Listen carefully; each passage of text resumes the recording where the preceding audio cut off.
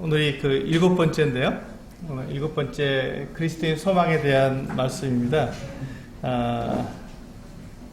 우리는 어린 양의 혼인 예식을 소망한다라고 제목이 되어 있습니다.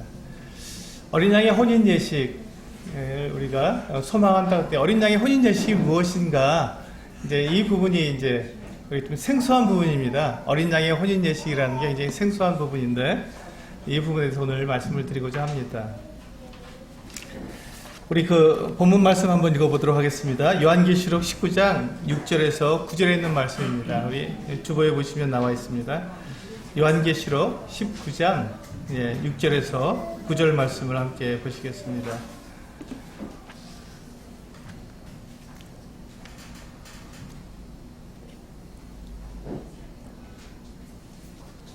네, 같이 읽겠습니다. 시작. 또 내가 들으니 허다한 무리의 음성과도 같고 많은 물소리와도 같고 큰 우레소리와도 같은 소리로 이르되 할렐루야 주 우리 하나님 곧 전능하신 이가 통치하시도다. 우리가 즐거워하고 크게 기뻐하며 그에게 영광을 돌리세. 어린 양의 혼인 기약이 이르렀고 그의 아내가 자신을 준비하였으므로 그에게 빛나고 깨끗한 세마포 옷을 입도록 허락하셨으니 이 세마포 옷은 성도들의 옳은 행실이로다 하더라. 천사가 내게 말하기를 기록하라. 어린 양의 혼인잔치에 청함을 받은 자들은 복이 있도다 하고 또 내게 말하되 이것은 하나님의 참되신 말씀이라 하기로. 네. 여기 보시면 이제 우리가 지금 장래에 있을 우리 소망에 대해서 우리는 지금 교제를 나누고 있습니다. 근데 우리가 지금 이렇게 장래에 대한 소망을 이렇게 교제를 나누는 그 이유가 있습니다. 왜 우리가 이 장래에 대한 소망을 우리 계속해서 나누고 있냐면 우리의 신분 때문에 그렇습니다. 우리의 신분이 누구인가 하는 것을 우리가 분명히 알기 위해서 우리는 이 장래, 우리 그리스도인들의 소망에 대해서 우리가 지금 이게 교제를 나누고 있는 것입니다. 특별히 오늘은 더욱더 중요한 어린 양의 혼인 예식이라고 하는 이 장래의 소망을 우리가 이렇게 생각하면서 우리의 신분이 누구인가에 대해서 더 정확하게 알 수 있는 그 같은 시간이 될 것 같습니다. 우리 지난주에 우리 형제교회 역사에 대해서 우리 배웠습니다. 근데 이 형제교회 특징이 무엇이었습니까? 제가 들은 바로는 형제운동이 일어나게 된 이유, 형제교회가 어떠한 특징을 가지고 있는가 하는 것을 이제 제가 생각해 봤을 때, 우리 형제들은, 하나님의 말씀을, 성경을 믿고, 또 그것을 그대로 행하려고 하는, 그러니까 성경을 믿고 성경을 그대로 내 삶에서 이렇게 살아내려고 하는 그 같은 사람들이다라는 것을 생각해 보게 되었습니다. 물론 우리 하나님을 믿는 사람들, 또 성경을 믿는 사람들은 모두 그 같은 삶을 살 것입니다. 그럼에도 불구하고 이 하나님께서 우리에게 말씀하신 성경을 내 마음대로 해석하지 않고 성경에서 말씀하고 있는 그대로 그 원래 하나님께서 하신 말씀을 그대로 우리가 이해한 것을 내 삶에서 그대로 살아내는 것, 이것이 바로 형제운동의 가장 큰 특징이 아닌가 이렇게 생각이 되었습니다. 그런데 이제 우리가 여기에서 제가 이 말씀을 드리는 이유가 뭐냐면 우리가 이 성경에 있는 말씀을 그대로 살아가게 될 때 여기서 이제 문제가 생긴다는 것입니다. 성경에 있는 말씀을 우리가 듣고 그대로 살아나가려고 할 때 이 세상에서는 그것을 인정해 주지 않습니다. 하나님의 말씀을 그대로 믿고 그대로 살아나려고 할 때 많은 사람들이 어떻게 그렇게 살 수 있느냐고 우리 반문하고 그것은 어리석다고까지 말을 하는 것이 사실입니다. 어리석죠. 세상에서 살아가는 방법이 있지 않습니까? 세상에서 우리가 성공하는 방법이 있습니다. 세상에서 사람들하고 이렇게 대하는 그 어떤 방법이 있는데 그렇게 하지 않고 성경에서 우리에게 말씀해 주신 그대로 살아가려고 하면은 참 순진하고 또 쉽게 다른 사람들에게 이용당하기 쉬운 것이 이 그리스도인의 삶입니다. 성경대로 살아가는 사람들의 삶의 모습이 그렇습니다. 우린 거짓말할 수 없고 또 다른 사람들을 일단 믿어줘야 하고 그 사람이 하는 말을 그대로 액면 그대로 받아들이는 이와 같은 기본적인 자세를 우리가 가지고 있기 때문에 그와 같은 삶으로 이 사람들하고 이렇게 그 세상에서 우리가 살아나갈 때 당연히 어리석은 사람처럼 보이고 또 당연히 세상에서 결코 성공할 수 없을 것 같은 그 같은 삶으로 나타나는 것이 사실입니다. 그래서 이제 이 세상에서 우리가 성경대로 살아가는 것이 참 쉽지 않다는 것이 사실이죠. 그렇게 살아가는 것이 어려운 일이다라는 것입니다. 근데 우리가 여기서 기억해야 할 것이 한 가지가 있습니다. 우리가 기억해야 할 것 한 가지는 하나님이 살아계시다는 것입니다. 하나님께서 살아계시기 때문에, 하나님께서 계시기 때문에 우리는 하나님께서 우리에게 주신 이 하나님의 말씀, 이 성경대로 살아가는 것에 대해서 우리는 두려워하지 않습니다. 사람들에게 우리가 바보 취급을 당할 수도 있고 손가락질 당할 수도 있고 이용당할 수도 있고 때로는 우리가 사람들에게 박해를 받으며 고난을 당할 때도 있습니다. 그럼에도 불구하고 우리가 성경대로 살아가는 것을 두려워하지 않고 우리가 그것을 성경대로 살아가기 위해서 내 자신을 치고 또 나를 갖다가 이렇게 복종시키는 하나님 말씀에 복종시키려고 애를 쓰고 내 생각대로 살아가지 않으려고 고민하고 애쓰는 그 이유가 뭐냐면 하나님께서 살아계시다는 것 때문에 그렇습니다. 하나님께서 계시기 때문에 하나님께서 계시다면 이 하나님의 말씀은 진리이고 이 하나님의 말씀이 결국 그대로 다 이루어지기 때문에 그럴 때 우리가 이 하나님의 말씀대로 살아가는 것이 결코 어리석은 것이 아니라는 것이죠. 세상 사람들이 볼 때는 것이 어리석게 보이지만 잠시 동안 이 땅에 살아갈 동안에 우리가 손해보는 것처럼 우리가 생각되지만 정말 중요한 것은 뭐냐면 하나님께서 그 모든 것에 대해서 이 모든 사람들의 삶에 대해서 심판하시게 될 때 과연 어떠한 심판을 하실지 우리는 충분히 생각할 수 있기 때문에 우리 성경대로 살아가는 것에 대해서 우리는 두려워하지 않습니다. 그리고 어떻게 하면 더 성경대로 살아갈지에 대해서 우리는 더욱더 고민하고 애를 쓰는 것이죠.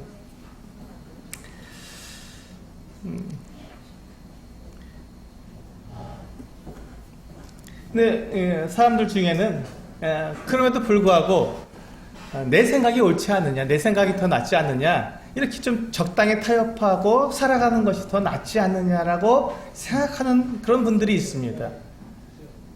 그런 것들을 우리들에게 이야기해 주죠. 적당히 타협하고 사는 것도 괜찮아라고 얘기하는 이 같은 분들이 있다는 것입니다. 근데 그것은 이제 하나님을 생각하기보다 자기의 생각을 더 중요시 여기는 그 사람의 믿음이지요. 그것도 믿음입니다. 하나의 믿음입니다. 세상을 살아갈 때 이렇게 살아가는 거야 라고 그렇게 믿는 것이죠. 그러나 그 믿음의 결과가 어떠할지는 우리는 알지 못합니다. 하나님만 아시죠. 하나님께서 그 모든 것들에 대해서 심판하시기 때문에 하나님은 분명히 아십니다.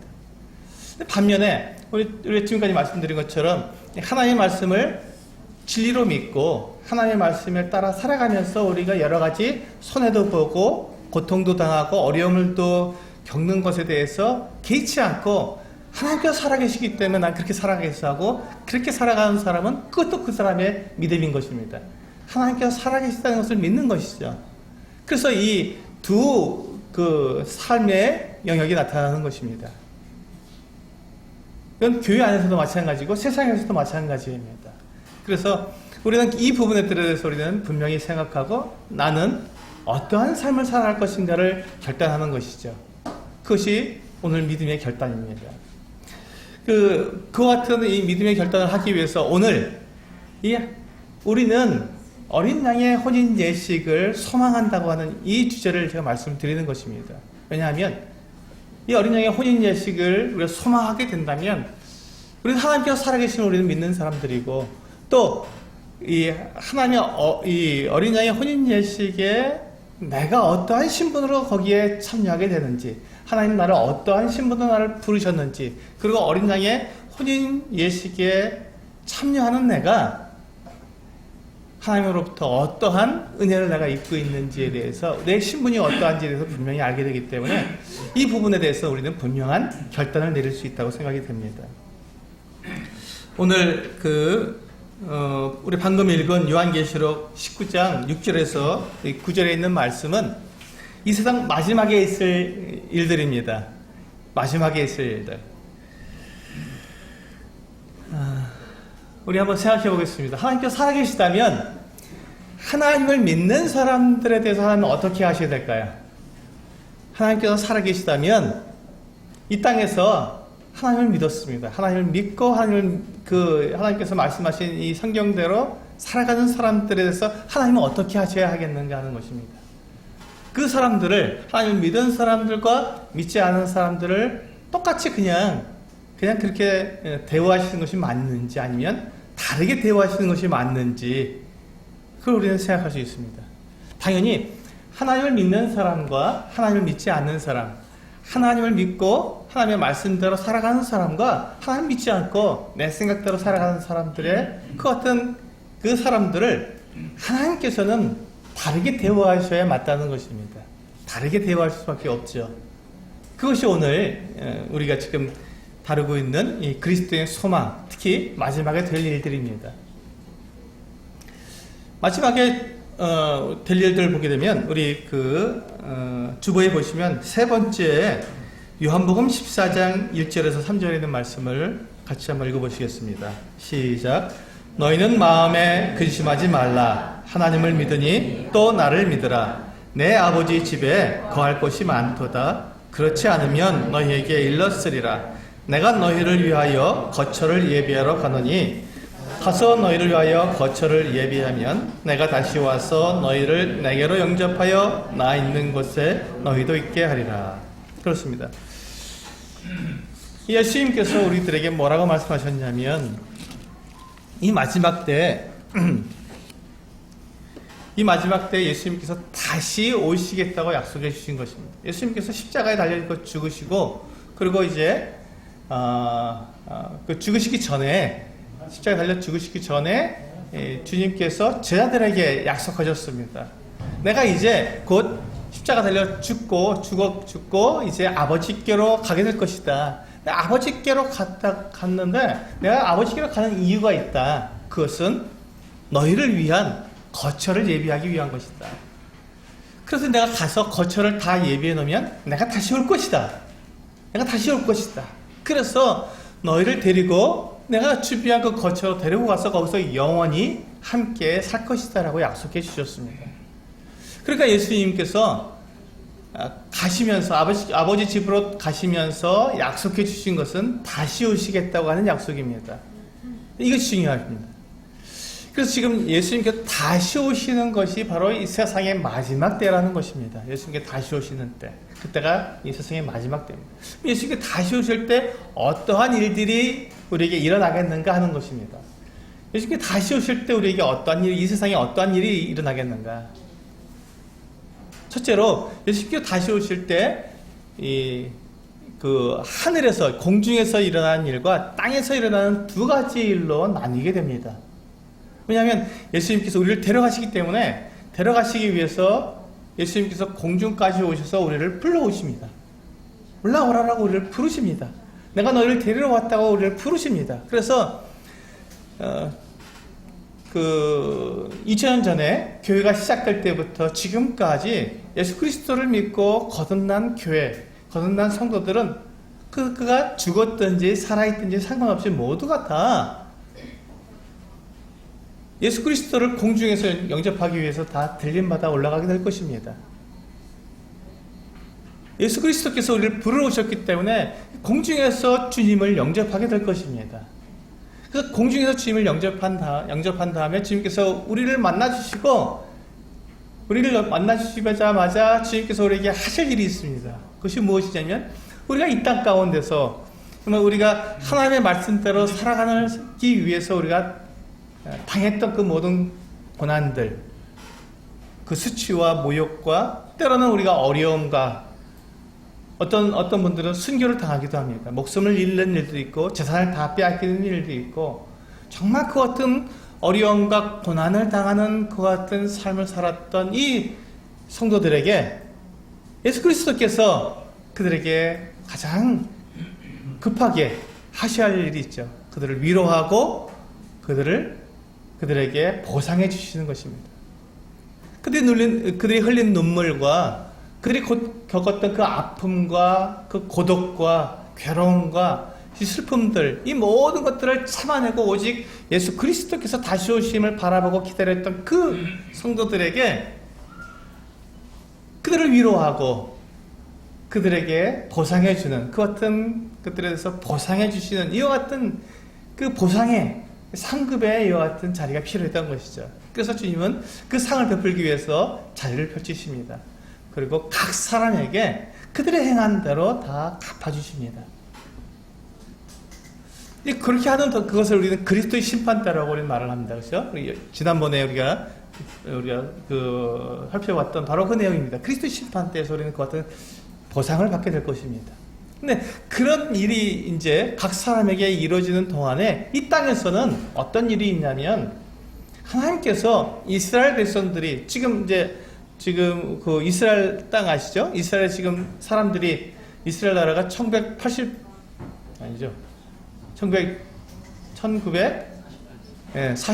5월 18일 날? 예. 아닌가요? 제가 이제 막 헷갈리기 시작합니다. 네. 그 48년도 5월 달에 이 이스라엘이 독립을 했어요. 1900년 동안 나라 없이 살던 이 이스라엘 사람들이 전 세계에 흩어져 살던 사람들이 다시 모여서 나라를 이루었습니다. 이스라엘 나라를 이룬 것입니다. 그래서 그들이 이스라엘 나라를 회복하고 지금 이스라엘로 살아가고 있는데, 근데 문제는 뭐냐면 그들 가운데 하나님을 믿는 사람들이 거의 없다는 것입니다. 놀라운 것은 그들이 이렇게 모여 있는데 이스라엘 나라로 모였지만 그들이 하나님을 섬기는 사람들이 아니라 놀랍게도 그들의 대부분은 무신론자들입니다. 그들 가운데 하나님 믿는 사람은 손으로 꼽힐 정도로 적습니다. 정말 적은 사람들이 그 이스라엘 나라에 살고 있는 것이죠. 하나님께서 그들을 약속대로 그들을 회복해 주셨지만 그들은 땅으로 돌아왔고 그 나라를 회복했지만 아직 신앙은 회복하지 못한 것입니다. 그래서 하나님께서 이스라엘 백성들을 하나님께로 돌아오게 하시기 위해서 그들을 심판하십니다. 그들을 형벌하시는 것이죠. 하나님의 살아계심을 그들이 눈으로 보고 그들이 거의 2000년 동안 나라 없이 살던 사람들이 나라를 회복했으며 하나님께서 살아계신 것을 그들이 알고 성경이 사실이라는 것을 그들이 충분히 알 수 있었음에도 불구하고 그들은 하나님을 믿지 않고 무신론자처럼 그들이 살아가고 있습니다. 그럴 때 그들의 마음에 하나님께서 도전하시는 것이죠. 정말 너희들이 그와 같이 살아갈 것이라면 하나님께서 그들에게 정확하게 심판하시는 것입니다. 그래서 그들로 하여금 돌아오게 하십니다. 놀라운 것은 그 같은 심판을 받는 동안에 이스라엘 백성들의 많은 사람들이 예수 그리스도를 하나님의 아들로 믿고 돌아오게 되는 것입니다. 그 일이 7년 동안 이 땅에서 이루어지며 또 그 공중에서는 그 같은 하나님의 심판이 그리스도의 심판대에서 우리에게 보상을 해주시는 이 두 사건이 동시에 일어나고 있는 것입니다. 그래서 그 일들이 다 끝나갈 때 바로 지금 오늘 우리가 본문에 읽은 요한계시록 19장 6절에서 8절에 있는 말씀이 이제 시작되는 것입니다. 큰 음성이 하늘에서 이제 울려 퍼집니다. 많은 물소리도 같고 서다한 사람들의 음성과도 같은 큰 우레소리와 같은 음성이 울려나는데 뭐라고 하냐면 할렐루야라고 외칩니다. 할렐루야가 무슨 뜻입니까? 하나님을 찬양하라라는 뜻입니다. 하나님을 찬양하라. 왜 하나님을 찬양하라고요? 여기 보시면 곧 하나님, 곧 전능하신 이가 통치하시기 때문에 그분을 찬양하라는 것입니다. 우리가 보니까 하나님께서 정말 이 온 인류를 통치하고 계십니다. 하나님의 뜻대로 다스리시고 계십니다. 하나님은 전능하셔서 일이 없으시고 하나님의 계획대로 모든 일들을 다 성취하시는 것들을 보게 되니까 그분을 찬양하는 것입니다. 하나님께서 약속하신 대로 예수 그리스도를 보내주셨고, 그래서 우리가 예수 그리스도를 공중에서 영접할 수 있게 하셨고, 이 땅에서는 그 이스라엘 백성들을 회복하기 위해서 하나님께서 심판하시고 그들이 하나님께로 돌아오는 이 같은 모습을 보면서 하나님을 끝까지 배척하고 끝까지 하나님을 거절하는 사람들에서 하나님께서 심판하시는 모습을 그대로 보는 가운데 하나님을 찬양하라고 하는 이 놀라운 음성이 나타나는 것입니다. 그렇습니다. 하나님은 약속하신 대로, 계획하신 대로 정확하게 이 세상을 통치하시는 분이십니다. 통치하시기 때문에 그분은 찬양을 받으셔야 마땅하신 것이죠. 그 다음에 이제 뭐라고 되어 있냐면 7절에 보시면 우리가 즐거워하고 크게 기뻐하며 그에게 영광을 돌리세. 어린 양의 혼인 기약이 이르렀고 그의 아내가 자신을 준비하였으므로 그에게 빛나고 깨끗한 세마포 옷을 입도록 하셨으니. 이제 이 찬양이 울려 나오면서 우리가 즐거워하고 크게 기뻐하자. 그 이유가 뭐냐면 어린 양의 혼인 기약이 이제 이르렀다는 것입니다. 혼인 예식을 할 날이 이제 되었으니 기뻐하고 즐거워하자는 것입니다. 어린 양의 혼인 예식이 그 기약이 이르렀고 그의 아내가 신부가 다 준비가 되었습니다. 그래서 이제 그에게 빛나고 깨끗한 세마포 옷을 입게 하셨다. 이 신부가 준비됐는데 이제 신부에게 하나님께서 옷을 주시는 거예요. 웨딩드레스죠. 네, 결혼식에 참여할 신부이기 때문에 이 신부에게 깨끗한 옷을 주십니다. 그 옷이 빛나고 깨끗한 세마포 옷입니다. 그것을 주셔서 입게 하시고 그것을 통해서 이제 이 혼인 예식을 시작하게 하십니다. 근데 여기서 우리가 볼 때 이 어린 양이 누구죠? 이 어린 양은 예수 그리스도를 말하는 것입니다. 예수 그리스도. 이 어린 양이라고 하는 말은 우리가 다른 말로 표현하면 십자가와 같습니다. 십자가. 어린 양과 십자가는 같은 것을 이야기합니다. 여러분 십자가를 볼 때 우리는 무엇을 생각하는지, 십자가는 두 개의 선으로 이루어졌습니다. 두 개의 선으로. 그렇죠? 한 개의 선은 위에서 아래로 내려오는 수직의 선입니다. 우리 이 십자가를 보게 될 때, 우리 이 수직의 선을 보게 될 때, 우리는 예수 그리스도께서 하나님의 아들이시라는 것을 우리는 기억할 수 있습니다. 하나님께서 우리를 사랑하셔서 예수 그리스도, 하나님의 아들을 우리 사람들에게 보내주신 이 하나님의 사랑을 이 수직선을 통해서 우리는 알 수 있습니다. 그러면 이 수평에서는 무엇일까요? 옆으로 그어진 이 수평에서는 예수 그리스도께서 우리를 사랑하셔서 우리를 희생하신, 우리보다 더 사람이 되셨고 또 사람보다 더 낮추셔서 죄인의 몸으로 그렇게 십자가에 달리신 그 모습을 바로 이 수평으로 우리 사람들을 사랑하셔서 우리들을 위해서 자신을 내어주신 주님의 그 사랑을 나타내 주시는 것입니다. 우리는 수직선을 통해서 우리는 하나님께서 우리 사람들을 사랑하셔서 그 아들을 보내신 것, 그것으로 우리는 기억할 수 있고, 예수 그리스도께서 우리를 사랑하셔서 자기 자신을 희생하신 이 사랑을 우리는 기억할 수 있습니다. 그리고 우리가 이 십자가를 통해서 예수 그리스도가 하나님의 아들이시며 우리를 구원하신 구원자라는 것을 우리는 알 수 있죠. 바로 똑같습니다. 그것처럼 이 어린 양은 하나님의 어린 양인데, 이 하나님의 어린 양은 하나님의 아들로서 이 세상에 오셔서 우리들을 위해서 자신을 제물로 들으셔서 우리의 모든 죄를 다 용서하신 예수 그리스도, 그분을 나타내는 것입니다. 하나님의 어린 양이라는 것은 그리스도의 십자가를 우리가 연상할 수 있고 같은 의미를 우리들에게 주는 것이죠. 그래서 우리 이 어린 양을 보게 될 때 하나님의 그 은혜와 예수 그리스도의 사랑을 우리는 기억할 수 있는 것입니다. 예수 그리스도께서 바로 어린 양이신데, 예수 그리스도께서 이제 신랑이 되시고 교회, 예수 그리스도를 믿는 사람들을 신부라고 말씀해 주시며 그들과 이 교회와 그리스도가 혼인 예식을 통해서 하나가 되는 것을 말씀하고 있는 것입니다.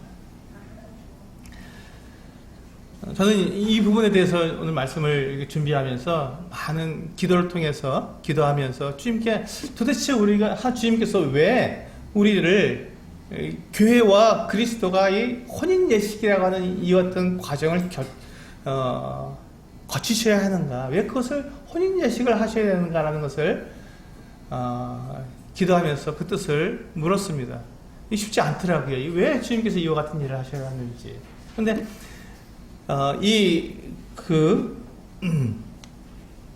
창세기 우리 2장 24절 말씀을 한번 보시겠습니다. 주보에 보시면 나와 있죠. 창세기 2장 24절 같이 읽어보시겠습니다. 시작. 이러므로 남자가 부모를 떠나 그의 아내와 합하여 둘이 한 몸을 이룰지로다. 결혼을 통해서 이 혼인식을 통해서 무엇을 말씀하시냐면 신랑과 신부가 합법적으로 하나가 되는 것입니다. 합법적으로 하나가 되는 것. 그것이 혼인 예식이 우리에게 주는 의미입니다. 어린 양의 혼인 예식을 통해서 예수 그리스도와 우리 교회가 합법적으로 하나다, 연합되었다라는 것을 우리에게 말씀해 주시는 것이죠. 우리 이 혼인 예식을 통해서 교회가 하나님의 아들 예수 그리스도와 하나가 될 수 있는 이 합법적인 이 연합을 우리는 생각해낼 수 있는 것입니다. 그것을 바라볼 수 있는 것이죠.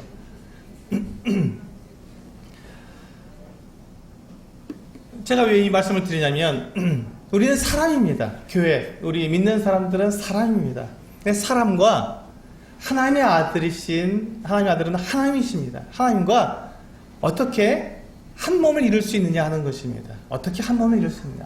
불가능하지요. 하나님과 사람은 완전히 다른 신분이기 때문에 하나가 될 수가 없습니다. 그런데 예수 그리스도께서는 뭐라고 우리에게 약속해 주셨냐면 그리스도는 우리의 머리이시고 우리는 그리스도의 몸이라고 말씀하시면서 한 몸이다라고 말씀하셨고 또 그것을 이와 같이 지금 신랑과 신부가 혼인 예식을 통해서 한 몸을 이루는 것으로 우리에게 말씀해 주심으로 교회와 예수 그리스도가 한 몸이다, 하나다라는 것을 다시 한번 말씀해 주고 계십니다. 그래서 예수 그리스도께서 하나님의 아들이시지만 예수님께서 우리와 하나가 되시기 위해서 예수님은 사람의 몸을 입으셨습니다. 사람의 몸을 입으시고 사람처럼 되셔서 우리 사람들과 예수 그리스도를 믿는 사람들과 하나가 될 모든 준비를 다 끝내신 것입니다. 그리고 이제 예수 그리스도께서는 우리를 그의 아내로, 교회를 그의 아내로 합법적인 방법이죠. 아내로 맞이함으로써 완전히 한 가족을 이루고 한 몸을 이루게 되는 것입니다. 여기 이 말씀에서 하나님께서 뭐라고 말씀하셨냐면 그 남자가 부모를 떠나 그의 아내와 합하여 둘이 한 몸을 이룬다고 말씀해 주셨습니다. 이것이 바로 그리스도와 교회와의 관계와 그 신분입니다. 그래서 우리는 교회는 그리스도의 신부라고 하는 이 놀라운 신분을 가지고 있는 것입니다. 우리 주보에 보시면 두 번째 인용 구절에 보시면 고린도 후서 11장 2절 말씀입니다. 오늘 묵상 구절이기도 하죠. 금주의 묵상 구절인데 같이 한번 읽어보시겠습니다. 시작. 내가 하나님의 열심으로 너희를 위하여 열심을 내노니 내가 너희를 정결한 처녀로 한 남편인 그리스도께 드리려고 중미함이로다. 그렇습니다. 여기 보시면 바울이 고린도 교회 성도들에 대해서 이와 같이 말씀하고 있습니다. 내가 너희를 정결한 처녀로 한 남편인 그리스도께 드리려고 중미한다. 그러니까 그럼 고린도 교회 성도들을 바로 예수 그리스도의 신부로, 아내로 지금 이렇게 소개하고 있는 것입니다. 교회는 예수 그리스도의 신부입니다. 여기서 이제 우리는 문제가 생깁니다. 우리 신분이 예수 그리스도의 신부인데, 과연 내가 나 자신을 보게 될 때, 내가 그 신분을, 그리스도의 신부로서의 그 신분을 내가, 신분에 합당한 삶을 살고 있는가 하는 부분이죠. 우리 항상 이 부분 때문에 우리는 고민하고 염려합니다.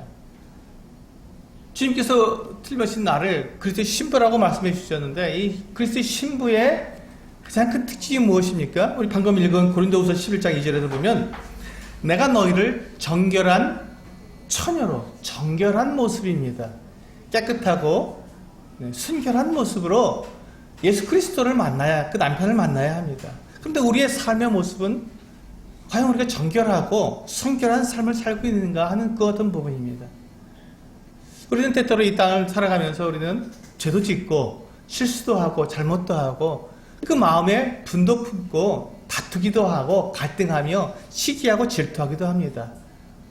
그 같은 모습이 우리 삶 속에서 계속해서 일어나고 있고, 나 예수 그리스도를 믿은 지 오래되었어도 여전히 내 안에서 그 같은 더러운 것과 악한 것들이 불쑥불쑥 올라오는 것이 사실입니다. 과연 그와 같은 모습인 우리의 그 모습을 돌이켜보게 될 때 과연 내가 이 정결한 처녀로서 그리스도의 신부의 그 자리를 내가 주장할 수 있겠는가 하는 것입니다. 내가 그리스도의 신부가 맞다라고 내가 그렇게 당당하게 말할 수 있는가 하는 부분이지요. 여기에서 우리는 굉장히 그 큰 혼란에 빠지게 됩니다. 분명히 주님께서 우리를 신부로 불러주신 것을 우리는 알고 있습니다. 그렇다. 나는 그리스도의 신부다. 하나님께서 우리를 또한 하나님의 자녀로 우리를 불러주셨고, 예수 그리스도의 피로 말미암아 우리 죄를 다 용서해 주셨기 때문에 거룩하게 되었지 않느냐라고 우리는 말을 하는데, 그럼에도 불구하고 내 삶에서 그 같은 거룩함과 깨끗함과 정결함이 나타나지 않기 때문에 과연 내가 신부가 맞는가, 과연 내가 하나님의 아들이 맞는가, 하나님의 딸이 맞는가 하는 이와 같은 이 혼란 속에서 우리는 살아갈 수 있다는 것입니다. 바로 그 부분에 있어서 주님께서 우리들에게 말씀해 주십니다. 오늘 그 혼인 예식에 우리가 예수 그리스도의 신부라는 이 부분을 우리에게 말씀해 주고 있는 것이죠. 그렇습니다. 우리는 예수 그리스도의 신부가 맞습니다. 우리는 분명히 예수 그리스도와 한 몸을 이루어서 하나가 되어서 똑같이 되어서 예수 그리스도처럼 되어서 우리는 영원한 삶을 살게 될 것입니다. 하나님의 자녀로서 우리는 영원한 아버지 집에서 영원한 삶을 살게 될 것입니다. 그렇다면 우리가 지금 이 땅에서 우리가 가지고 있는 이 모든 이 같은 더러움과 악과 죄, 이 모든 것들은 과연 어떻게, 그 모든 것들은 우리가 우리 몸으로 행한 것들이기 때문에 이것들은 어떻게 되는 것인가 하는 것이죠. 그 부분에 대해서 주님께서 우리에게 말씀해 주십니다. 우리가 지난번에 이 그리스도의 심판대에서 우리가 살펴본 것처럼 고린도전서 3장에서 보면 우리의 공로를, 우리가 그리스도를 위해서 행한 모든 공로를 풀로서 심판하신다고 말씀하셨습니다. 불로 심판하실 때 우리가 나무나 풀이나 짚으로 된, 우리가 결코 하나님 앞에서 올바르게 건축하지 못한, 올바른 재료로 건축하지 못한 모든 것들은 다 불로 타서 사라져 버릴 것입니다. 그렇습니다. 주님께서는 우리를 이와 같이 거룩하게 하시며 정결하게 하실 것입니다. 우리의 모든 그 더러운 것과 악한 것들을 다 불로 태워서 사라지게 할 것입니다. 그리고 우리에게 남는 것은 금과 은과 보석과 같은 것들만 남습니다. 하나님 앞에서 우리가 하나님께 드려질 수 있는, 하나님 앞에서 우리가 거룩하고 정결하며 오직 하나님만 바라보고 그 믿음으로 행한 그 모든 것들이 남아있을 것입니다. 그 남아있는 그것을 통해서 우리를 거룩하고 정결한 모습을 우리들을 그렇게 하나님 앞에서 이렇게 세워주실 것입니다. 이것이 하나님의 방법입니다. 그리고 그와 같이 우리를 정결하게, 그 불로서 우리를 정결하게 하신 그 같은 모습을 통해서, 그 다음에 우리 그 본문에 보시면요, 8절에 보시면, 요한계시록 19장 8절에 보시면 이와 같이 말씀하고 있습니다. 그에게 빛나고 깨끗한 세마포 옷을 입도록 허락하셨으니, 하나님, 이것은 내가 준비한, 우리 교회가 준비한 세마포 옷이 아닙니다. 많은 경우에 우리가 이 부분을 내가 준비해 가는 것으로 생각하기 쉬운데 그렇지 않다는 것입니다. 이 말씀에서 분명히 이 깨끗한 세마포 옷을 우리에게 허락하시는 거예요. 하나님께서 허락하시는 것입니다. 근데 이 깨끗한 세마포 옷이 무엇이냐면, 그 뒤에 설명이 나오죠. 이 세마포 옷은 성도들의 옳은 행실이로다. 그래서 다른 번역 성경에서는 이것을 성도들의 의다라고 말씀하고 있습니다. 성도들의 의다. 성도들이 무엇으로 의롭게 됩니까? 자기 행위로 의롭게 됩니까? 그렇지 않습니다. 그렇지 않다는 것입니다. 이 놀라운 것은 하나님께서 우리를 그 어린 양의 신부로 그리스도의 아내로 우리를 택하시고 우리를 그렇게 부르셔서 그렇게 우리를 하나님의 자녀로 우리를 부르셔서 삼아주실 때는 하나님께서 우리에게 주시는 그 거룩하고 빛나고 깨끗한 생활포옷이 있다는 것입니다. 우리를 의롭게 하시는 하나님의 방법이 있다는 것이죠. 그것이 바로 예수 그리스도, 바로 그분이십니다. 우리 그것을 고린도전서 1장 30절 말씀이 주보에 보시면 나와 있죠. 같이 읽어보시겠습니다. 시작. 너희는 하나님으로부터 나서 그리스도 예수 안에 있고 예수는 하나님으로부터 나와서 우리에게 지혜와 의로움과 거룩함과 구원함이 되셨으니. 그렇습니다. 우리가 이 땅에 살아가는 동안에 우리는 그리스도의 신부입니다. 우리의 신부는 분명합니다. 그러나 우리가 이 땅을 살아가면서 우리가 많은 실수와 잘못을 하는 것이 사실입니다. 그것 때문에 우리는 많이 괴로워합니다. 힘들어하고 또 자신을 자책하기도 하고 때로는 나 자신을 의심하기도 합니다. 그와 같은 과정이 우리들에게 있는 것이죠.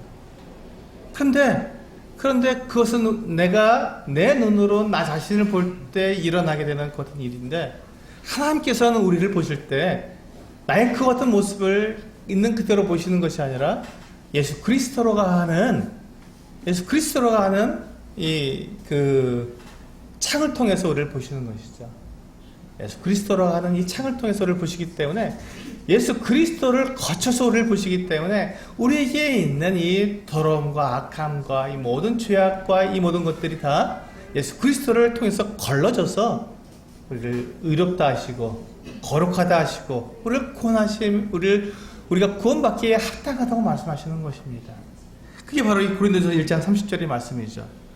너희는 하나님으로부터 나서 그리스도 예수 안에 있습니다. 예수 그리스도 안에 우리가 들어있기 때문에 하나님께서 우리를 보실 때 우리를 직접 보시는 것이 아니라 예수 그리스도를 통해서 우리를 보시게 되는 것이고, 그렇게 되었을 때 예수는 하나님으로부터 나와서 우리에게 지혜와 의로움과 거룩함과 구원함이 되신 것입니다. 그러니까 우리가 이 하나님 앞에 나아가게 될 때 내가 내 자신을 볼 때 정말 자격이 없다고 말하고, 내가 어떻게 하나님의 이 어린 양의 신부로서 그 혼인 예식을 할 수 있겠느냐고 내가 나를 자책할 수는 있어도, 하나님께서 나를 보실 때에는 내가 그렇게 사랑스럽고 그렇게 아름다우며 그렇게 깨끗하고 정결한 신부가 되어 있는 것입니다. 예수 그리스도를 통해서. 예수 그리스도를 통해서. 이것이 우리의 신분입니다. 우리가 이 땅에서 살아가는 동안에 우리는 교회로 살아갑니다. 그리고 그런 가운데서 우리는 예수 그리스도를 믿음으로 말미암아서 우리가 하나님의 자녀의 신분을 가졌고, 또 지금 우리가 본 것처럼 그리스도의 신부의 그 같은 자기 신분을 갖게 되었고, 또 우리가 교회라고 하는 그리스도의 몸이라고 하는 이 같은 신분을 갖게 되고, 우리가 가지고 있는 신분은 참 다양하게 표현되어 있습니다.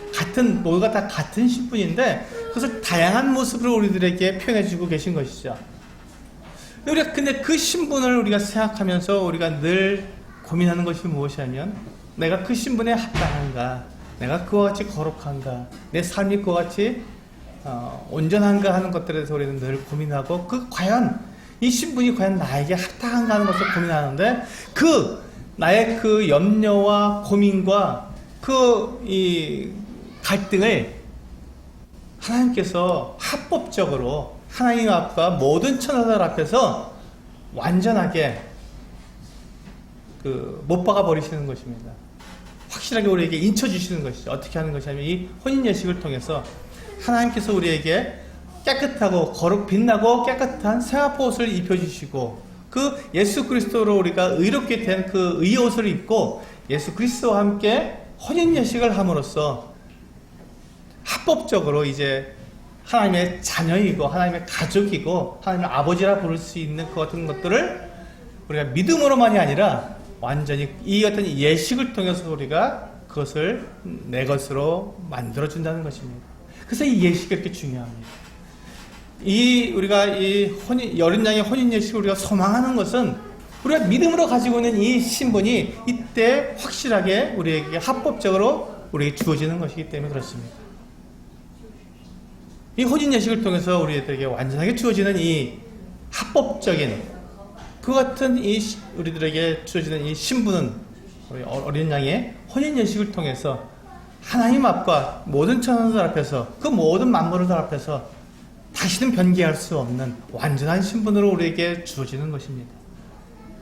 이게 우리의 신분입니다. 우리 장차 우리에게 이루어질 이 놀라운 소망입니다.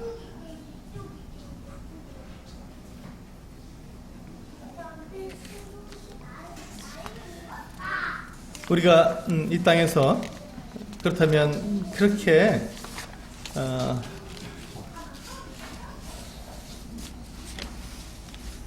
거룩하지 못하고 또 우리가 합당하지 못하고 또 우리가 죄를 짓고 살아도 그럼 괜찮다는 것인가? 그 말은 아니죠. 그 말은 아닙니다. 왜냐하면 우리가 신분을 안다면 나에게 이 약속된 이 신분, 예수 그리스도의 합당한 그 신분의 그 신부로서의 합당한 신분이 나에게 주실 것을 내가 생각하게 된다면 우리 이 땅에서 어떻게 살아갈 것인가를 우리는 결단할 수 있는 것입니다. 예수 그리스도께서 나에게 주시는 그 놀라운 이 거룩하고 완전한 아름다운 정결한 이 그리스도의 신부로서의 신분을 나에게 주시게 될 텐데 그렇다면 나는 내가 그 신분을 내가 잊어버리고 이제 됐으니까 내 마음대로 살 수 있겠다라고 우리가 얘기하는 것이 아니라 그렇게 생각하는 것이 아니라 그렇구나 내가 생각할 때 정말 그 신분을 내가 주장할 수 없을 정도로 난 그 같은 자임에도 불구하고 나를 그렇게 하나님께서 그 같은 신분으로 나를 만들어 주시고 그때 나의 그 신분을 완전하게 나에게 주신다면 그렇다면 나는 이 땅에서 그 신분에 합당한 삶을 살아야겠구나 하는 것을 우리는 결단할 수 있는 것입니다. 그래서 우리 로마서 6장에 보시면 이 말씀을 읽고 마치도록 하겠습니다. 6장 1절부터 4절까지 있는 말씀을 읽어보시겠습니다.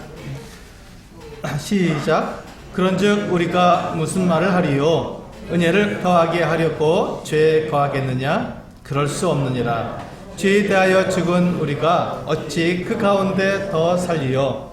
무릇 그리스도 예수와 합하여 세례를 받은 우리는 그의 죽으심과 합하여 세례를 받은 줄을 알지 못하느냐?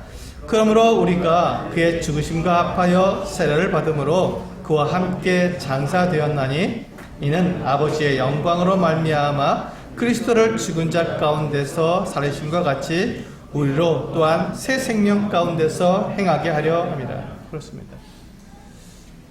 우리는 더 이상 우리가 죄에 거할 수 없는 사람들입니다. 우리 신분이 전혀 이 죄하고는 관계없는 신분을 가지고 있기 때문에 그렇습니다.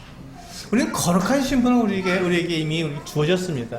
우리는 그것을 믿음으로 받았고 이제 어린 양의 혼인잔치 때, 혼인예식 때 그것이 우리의 신분이 우리들에게 합법적으로 주어지게 될 것입니다. 우리는 이와 같은 신분을 우리는 의심할 필요가 없습니다. 우리는 그 같은 내가 하나님의 자녀로서의 그 신분, 예수 그리스도의 신부로서의 그 신분에 대해서 우리는 의심하거나 두려워할 필요가 없다는 것입니다. 왜냐하면 주님께서 이 모든 것들을 약속으로 이렇게 주셨고 그것을 이루시겠다고 이미 성경에 다 이렇게 기록해 놓으셨기 때문에 그렇습니다. 그래서 정확하게 주님께서 이루실 것이고 지금까지 신실하게 모든 것들을 다 이루어진 주님께서 그것을 우리들에게 완전하게 이루어주셨기 때문에 우리는 이 신분에 대해서 우리는 의심하거나 두려워할 필요가 없습니다. 그렇다면 우리에게 주어진 이 신분에 우리는 걸맞은 삶을 살 수 있도록 우리는 이 땅에서 그렇게 살아가야 할 것입니다.